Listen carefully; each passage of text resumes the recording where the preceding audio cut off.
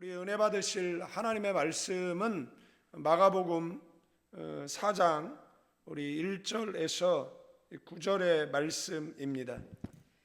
예수께서 다시 바닷가에서 가르치시니 큰 무리가 모여들거든 예수님께서 바다에 떠 있는 배에 올라 앉으시고 온 무리는 바닷가 육지에 있더라. 이에 예수께서 여러 가지를 비유로 가르치시니 그 가르치시는 중에 그들에게 이르시되 들으라. 씨를 뿌리는 자가 뿌리러 나가서 뿌릴새 덜어는 길가에 떨어짐에 새들이 와서 먹어버렸고 덜어는 흙이 얕은 돌밭에 떨어짐에 흙이 깊지 아니하므로 곧 싹이 나오나 해가 돋은 후에 타서 뿌리가 없으므로 말랐고 덜어는 가시떨기에 떨어짐에 가시가 자라 기운을 막음으로 결실하지 못하였고 덜어는 좋은 땅에 떨어짐에 자라 무성하여 결실하였으니 30배나 60배나 100배가 되었느니라 하시고 또 이르시되 들을 귀 있는 자는 들으라 하시니라. 아멘. 아멘. 사랑하는 성도 여러분, 오늘 우리는 마가복음 4장 1절에서 9절의 말씀을 통해서 예수님께서 들려주신 씨 뿌리는 자의 비유를 함께 묵상하려고 합니다.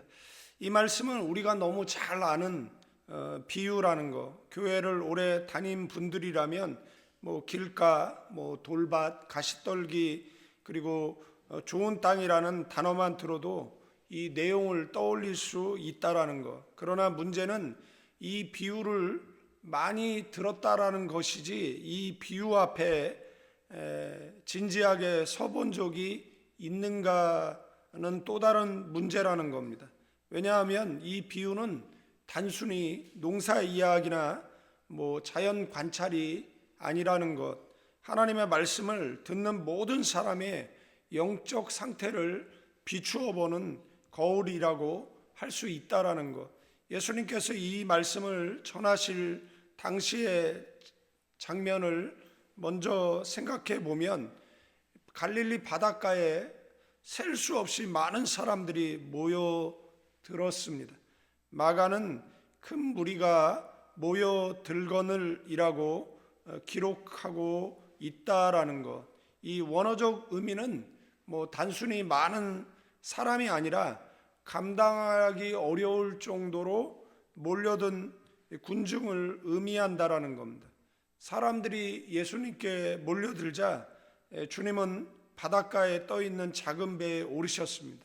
그리고 사람들은 그 해변에 경사진 언덕에 앉아 말씀을 들었다라는 것. 갈릴리 호수는 마치 거대한 자연 원형 경기장과 같다라는 것. 무리에서 말씀하시면 음성이 멀리까지 전달됩니다. 오래전에 이것을 실험하는 영상을 본 적이 있어요. 그것을 보면서 느낀 것은 그 자연의 오묘하고 그 오묘한 그런 현상이라는 것. 오늘날 음향 장비가 없어도 수천 명이 동시에 들을 수 있는 구조라는 것. 그런데 놀라운 사실은 예수님께서 그렇게 많은 사람들 앞에서 가장 먼저 하신 말씀이 들으라라는 말씀이에요. 본문 3절에도 들으라라는 이야기가 나오고 마지막 9절에 들을 귀 있는 자는 들으라라고 경고하시는 내용이 기록되어져 있습니다. 이 들으라는 이 에쿠에테라는 이 단어는 단순히 소리를 듣는 것을 말하지 않습니다. 마음으로 받아들이고 깨닫고 그리고 순종하라는 뜻이 포함되어 있습니다. 다시 말하면 예수님은 사람들의 그 숫자에 별 관심이 없으셨어요. 몇 명이 모이느냐 보다 얼마나 말씀을 받아들이느냐가 더 중요하게 여기셨다라는 것. 오늘도 마찬가지입니다. 교회에 나오는 것이 중요하지만 더 중요한 것은 말씀을 어떻게 듣느냐인 줄로 믿습니다. 예배당에 몸은 앉아 있는데 마음은 세상에 가 있는 사람들이 있습니다. 설교는 듣지만 삶이 변하지 않는 사람들이 있습니다. 예수님은 바로 그 문제를 말씀하고 계시다라는 것. 예수님은 씨 뿌리는 농부의 이야기를 시작합니다. 당시 팔레스타인 농부들은 손으로 씨를 흩뿌렸어요. 그러다 보니까 씨앗이 여러 곳에 떨어질 수밖에 없었고, 농지개혁이라든지 이런 것들이 일어나지 않아서 길과 그리고 가시밭, 그리고 이 정상적인 밭, 그리고 이 밭들도 대부분 그 밑에는 돌들이 있어서 좀 황무한 그런 한국과 같이 비옥한 옥토라고 볼 수는 없습니다.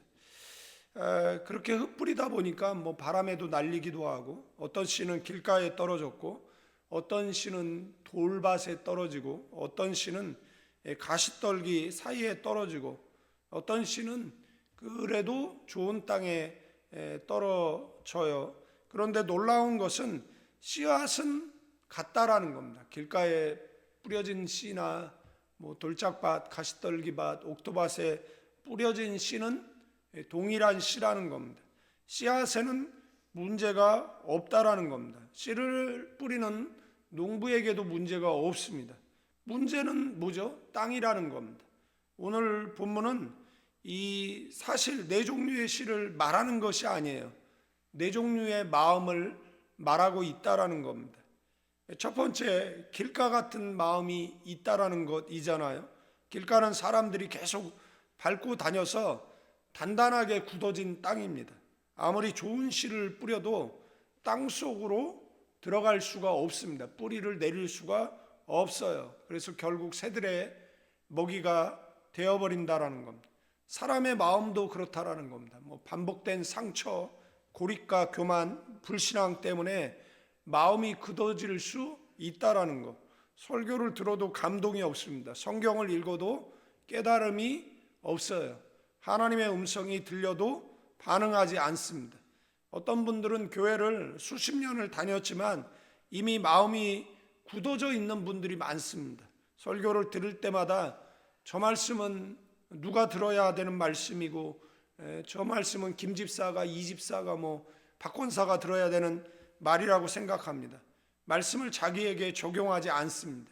길가의 문제는 씨앗이 부족한 것이 아니라 마음이 닫혀 있다라는 것. 오늘 하나님께서 우리에게 물으신다라는 겁니다.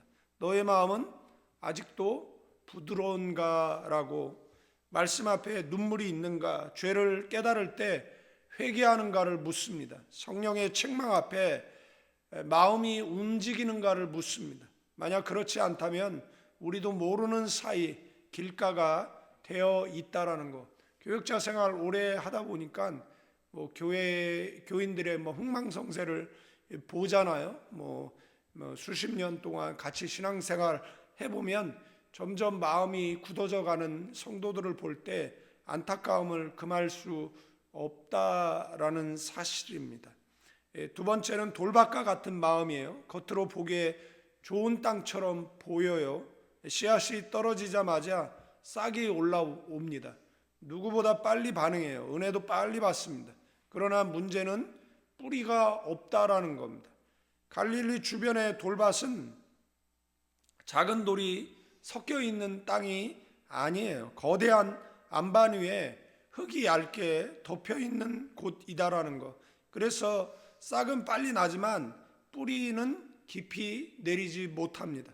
이런 신앙은 감정은 뜨겁지만 기초가 약해요.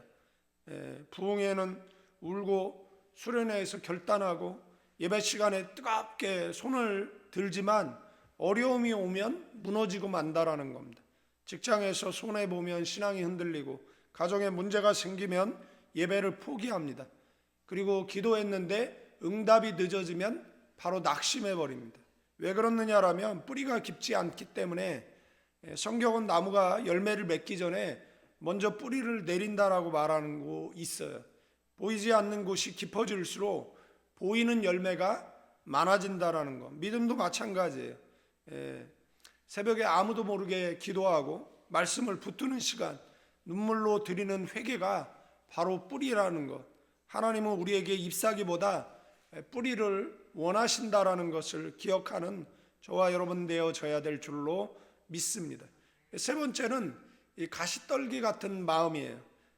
이 땅은 길가도 아니고 돌밭도 아닙니다. 씨앗은 자랍니다. 어느 정도 성장을 해요. 그런데 열매가 없습니다. 왜냐하면 가시가 함께 자라서 기운을 막기 때문에 그렇습니다. 그래서 본문에서도 기운을 막음으로 이렇게 이 원어적 의미는 뭐냐라면 눌러서 질식시킨다라는 뜻을 가지고 있어요. 가시는 곡식을 뽑아버리지 않아요. 조금씩 숨을 막습니다. 천천히 생명력을 빼앗아 갑니다. 사탄은 반드시 우리를 교회 밖으로 끌어내야만 이기는 것이 아니다라는 겁니다. 기도할 시간을 빼앗으면 됩니다. 말씀 읽을 시간을 빼앗으면 됩니다. 세상 걱정과 욕심과 염려로 마음을 가득 채우면 돼요. 그러면 신앙은 살아있는 것처럼 보이지만 결국에는 열매가 없어요. 오늘날 많은 성도들이 이 상태에 있다라는 겁니다. 주일 예배 드려요. 헌금 생활도 하고 봉사도 해요. 그런데 감사가 없어요. 그런데 기쁨이 없어요. 영혼을 향한 눈물이 없습니다. 왜냐하면 가시가 마음을 차지하고 있기 때문에 그렇습니다. 주식이 하나님보다 더 크고 성공이 하나님보다 더 크고 자녀가 하나님보다 더 크고 걱정이 하나님보다 커질 때 가시가 자라는 것이다라는 것 기억해야 됩니다. 마지막으로 좋은 땅이 있어요. 좋은 땅은 특별한 땅이 아니에요. 길가에 굳은 흙을 갈아엎고 돌을 제거하고 가시를 뽑아낸 땅이에요. 좋은 땅은 저절로 만들어지지 않습니다. 농부의 수고가 필요해요. 마찬가지로 하나님께서 오늘도 성령을 통해서 우리의 마음을 갈아엎고 계시다라는 것, 회개를 통해서 길가를 부드럽게 만드시고 훈련을 통해서